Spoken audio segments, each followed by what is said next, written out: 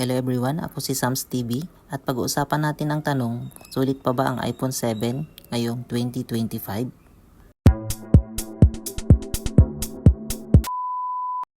Ang iPhone 7 ay inilabas noong 2016. Meron itong A10 Fusion chip, 2GB RAM at 12 megapixel rear camera. May 4.7-inch Retina display at ito ang unang phone na walang headphone jack. Ngayong 2025, kaya pa rin ba nito ang mga basic tasks? Oo, kayang-kaya pa rin ang browsing, social media, YouTube at light gaming. Pero sa mga mas mabibigat na apps, lalo ang modern games tulad ng Mobile Legends, medyo hirap na siya. May occasional lag at apps crashes sa bagong iOS apps. Sa camera naman, for casual shots, pwede pa rin. Pero sa low light, medyo talo na.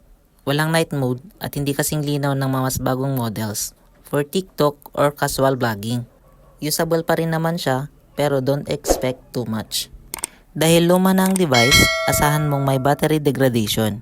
Karamihan ng iPhone 7 ngayon ay may battery health below 85%.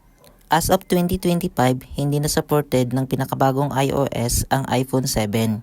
Meaning, hindi mo ma-enjoy ang mga latest features at unti-unting hindi na rin gagana ang ibang apps sa future updates. Hanggang iOS 15.8.4 na lamang po ang update sa ating mga iPhone 7.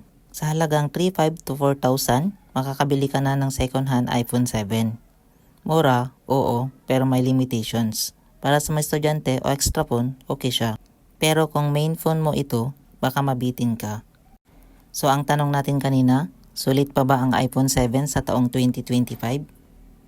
Kung basic lang ang gamit mo, tawag, text, Facebook, YouTube, ay yes. Kayang-kaya pa. Pero kung gusto mo ng long-term phone na updated at mabilis, baka kailangan mo nang mag-level up. For its price, okay pa rin siya as backup or starter phone. At ayan mga kateki, sana ay nakatulong sa inyo ang video na to. Kung nag-iisip kayo kung sulit pa nga ba ang iPhone 7 ngayong 2025, sa dami ng bagong smartphones ngayon, minsan nakakalimutan na natin may mga lumang modelo pa rin na kaya pa rin tumindig. Depende syempre sa gamit mo, budget at pangangailangan. At kung estudyante ka na naghahanap ng backup phone o gusto mo lang ng pang social media at tawag at text, okay pa rin talaga ang iPhone 7. Basta aware ka sa limitations niya. Pero kung mahilig ka sa mobile games, mobile photography o gusto mo lang ng smooth na user experience, baka panahon na rin para mag-upgrade. Kung may mga tanong po kayo tungkol sa iPhone 7 o gusto ninyong i-recommenda ang susunod na phone na i-review ko, i-comment nyo lang sa baba. At syempre, kung nagustuhan mo ang content na ito, huwag mong kalimutang i-like, i-share sa mga kaibigan mong techie o nagtitipid sa phone at mag-subscribe para mas marami pang tech reviews, tips at comparison sa channel na ito. Hanggang sa susunod nating video, ito ulit si Sams TV, ang kaibigan yung tech reviewer na laging nandito para tumulong sa inyong tech journey. Ingat palagi, stay smart and stay connected. Peace out.